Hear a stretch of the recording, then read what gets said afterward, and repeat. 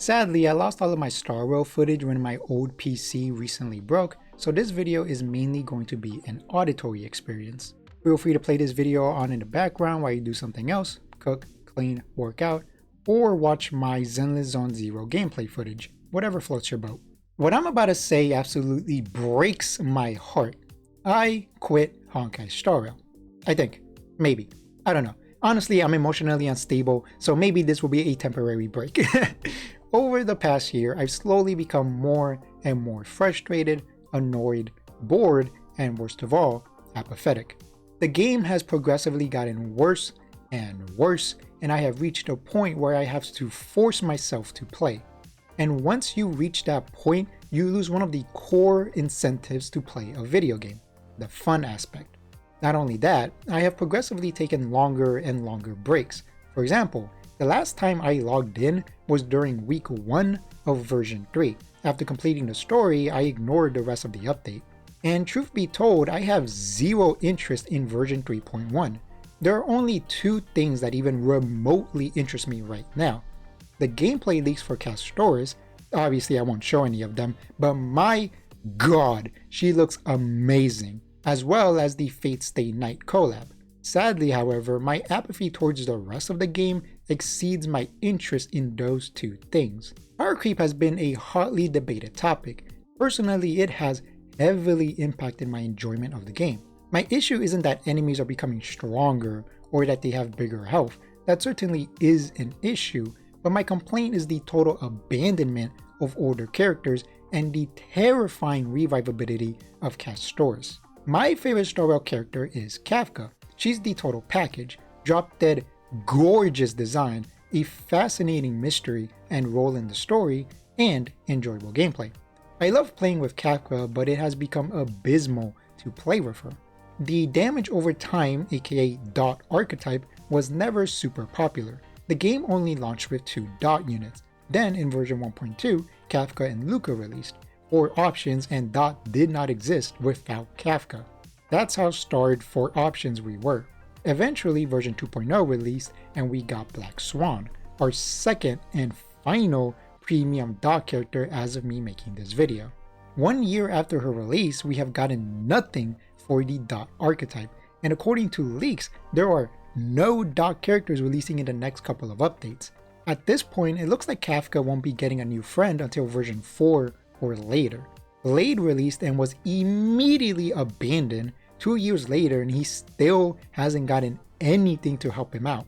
No dedicated support or anything like that. With the release of version 2, Star Rail decided to focus on releasing follow-up and break characters. Pretty much every other archetype was abandoned, and a similar pattern is already happening with version 3. The problem with this is that if you don't enjoy the archetype Star Rail randomly decides to hyperfixate on, there is nothing for you in terms of characters to summon for. Us dot enjoyers have to keep eating dirt and kick boulders, I suppose.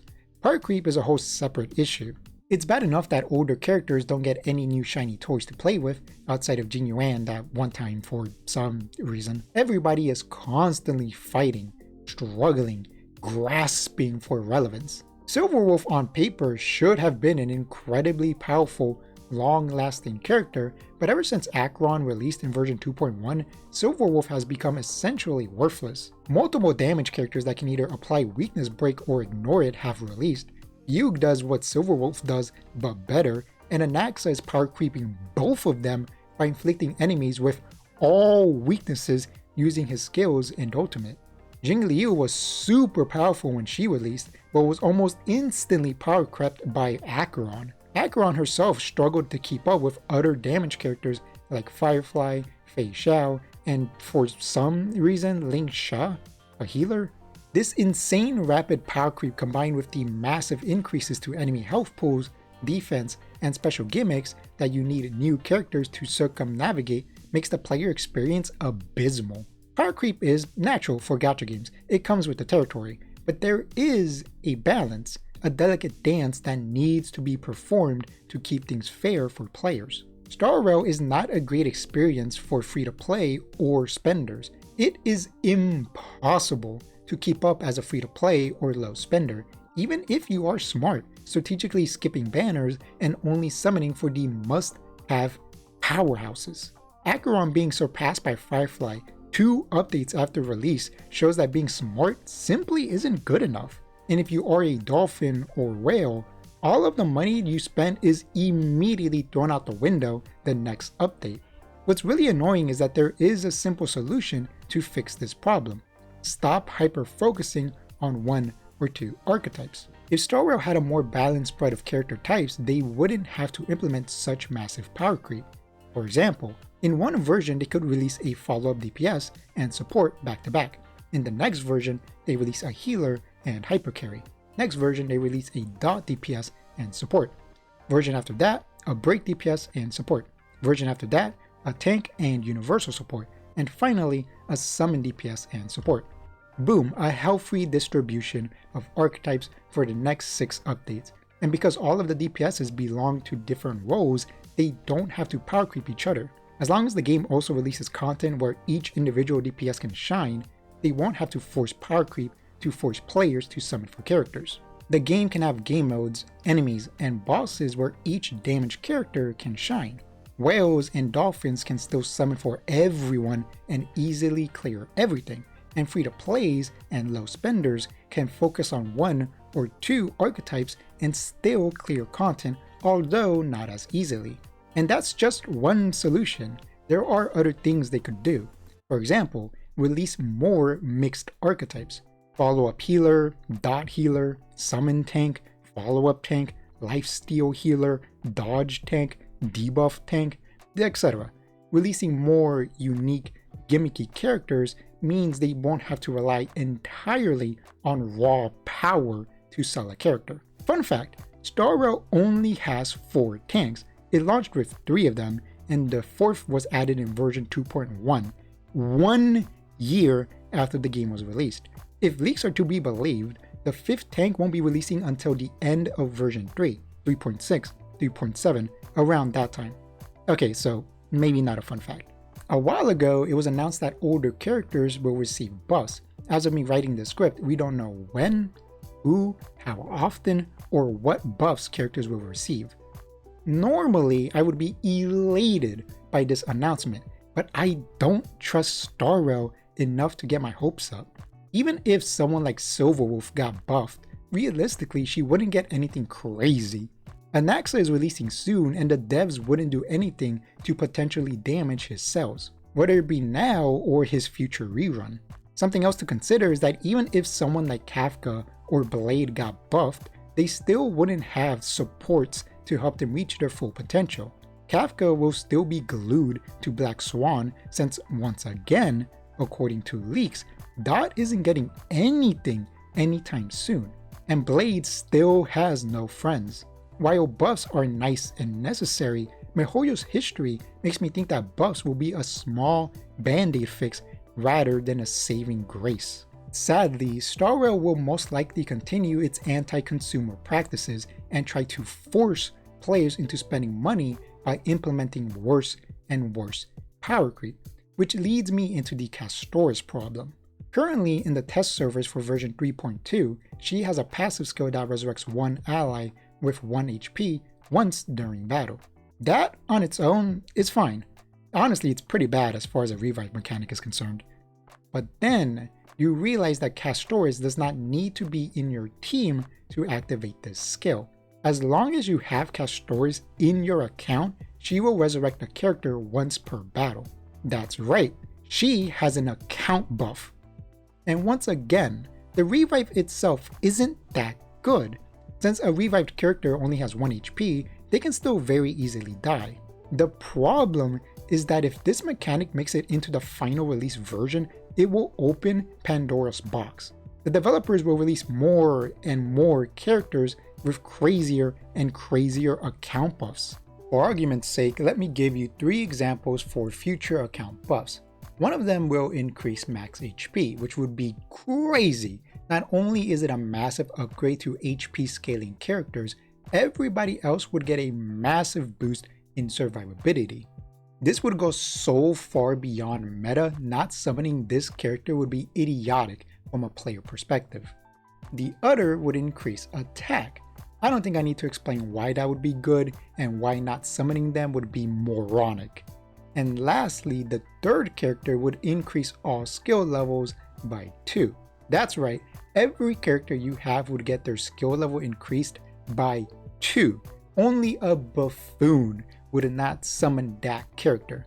Again, these are just hypotheticals, but do you understand why Castoris' account buff is such a slippery slope? Her revive in and of itself is fine, but what it represents, the opening of Pandora's box, is terrifying. Power creep is natural. Gachas are games that continuously change and evolve, so it's to be expected. But this goes so far beyond that. If you don't summon these giga broken characters, your account truly will suffer. The developers will make content under the assumption that you own these characters, which will result in more defense, HP, and attacks for the enemies, resulting in content becoming untenable for free-to-play players and low spenders if they don't skip everything and only summon for account buffs. This, more than anything, will kill Honkai Star Rail. Supposedly, one of the fake collab characters will have an account buff, which means if you aren't able to get him/her, then your account will permanently suffer because that character will never get a rerun. So if you're unlucky or if you're a brand new player that played after the fake collab, sorry, but your account is permanently damaged. Again, take all of that with a grain of salt. It's a leak, it's not confirmed, but if it is true, my god, that would be such an idiotic decision from Honkai Star Rail's perspective. The other issue I've been having with Star Rail is the content itself. Game modes, events, story, etc. is boring. Well, some of it is, not all of it. Version 3 was incredibly disappointing. I love the Greek-inspired aesthetic and lore. I've been a massive fan of Greek mythology my whole life, so all of this stuff is right up my alley. But the entire experience felt so empty. The main story was an agonizing 10 hours long. Length is not the problem, quality is. So much of the story was either boring exposition scenes where the characters just stand there and talk at each other, no interesting camera angles or effects or anything remotely engaging from a visual standpoint, and the dialogue itself was often incredibly boring and robotic. Or there would be multiple story sections with literally zero purpose, adding nothing of value to the story or player experience. However, I will say this, I have not personally played the version 3.1 story.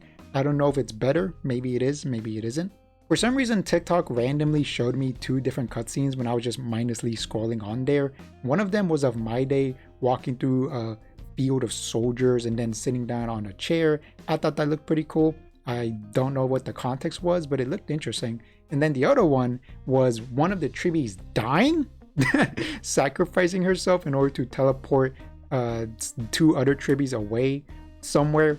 As an isolated moment, it looked really good. The music, the voice acting, the emotions, it felt like a really powerful scene.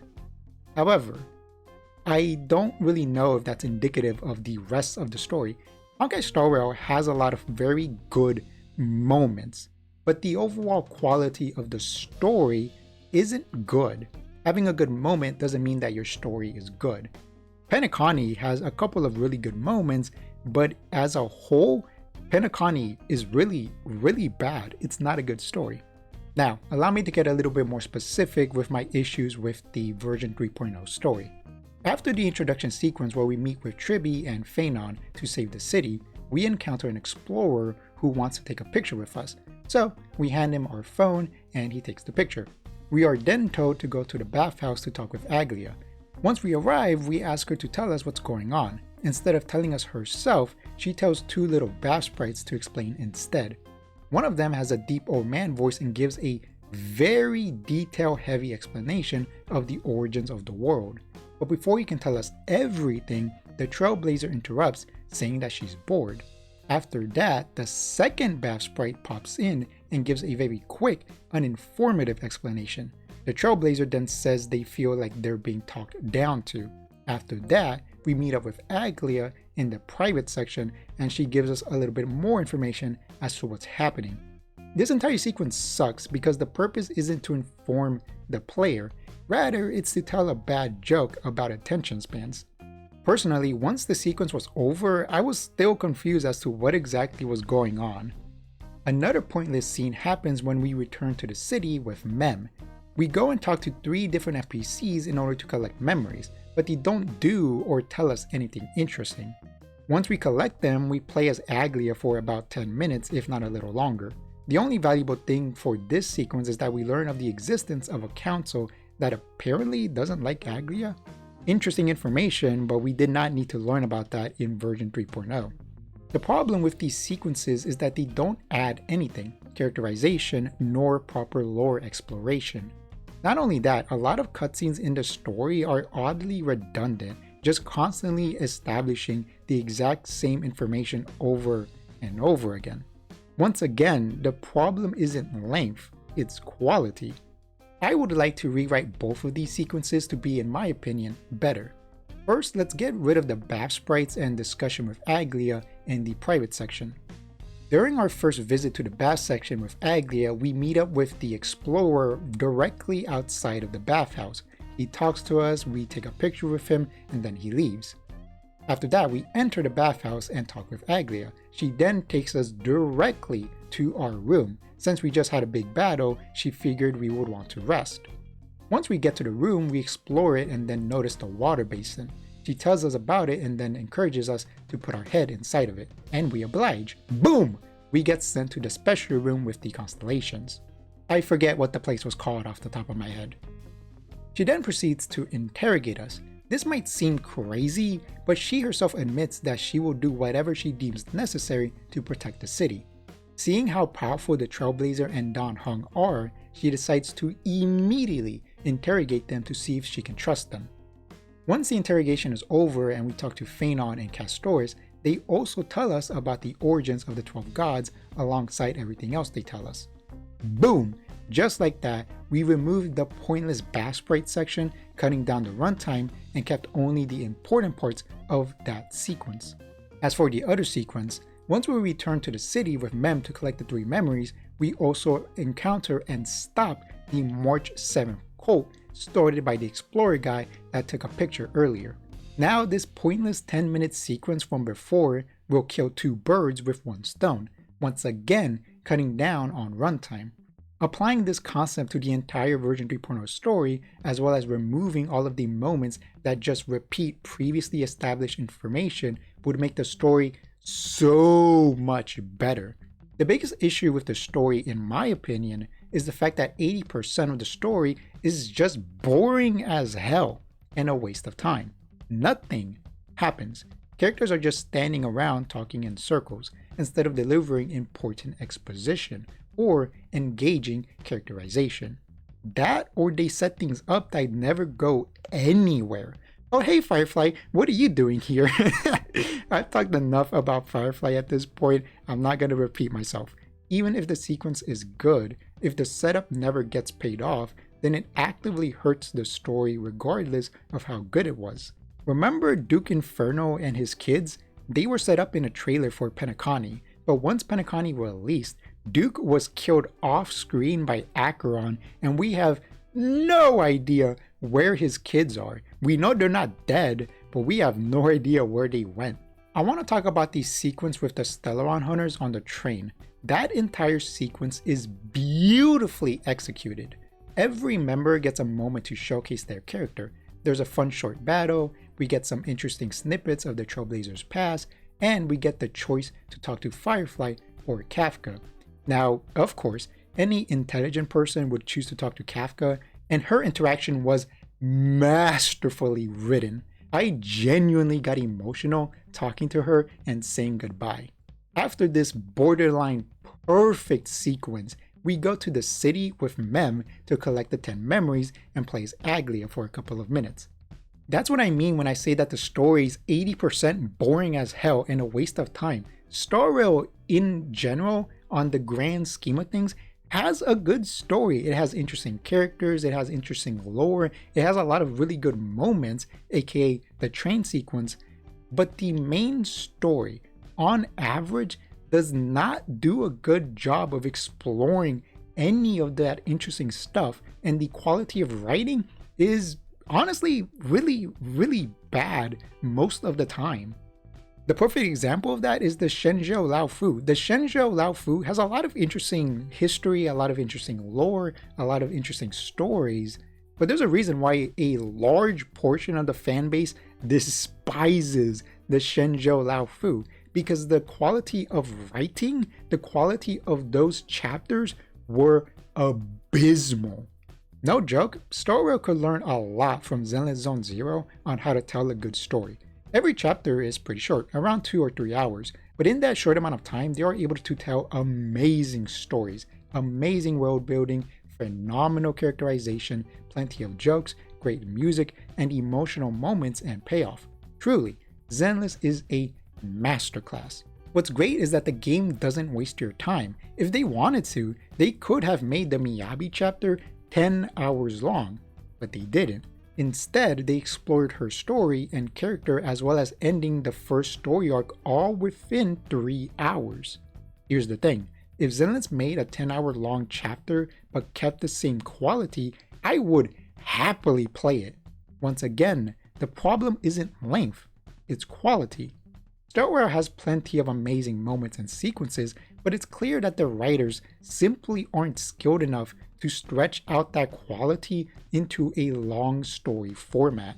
They either need to hire different writers that can deliver high quality, lengthy stories, or they need to work within their skill sets and make shorter, more impactful stories. Something else worth talking about are the dungeons themselves. Honestly, they are pretty decent. The exploration of Star Rail is fairly minimal but fun.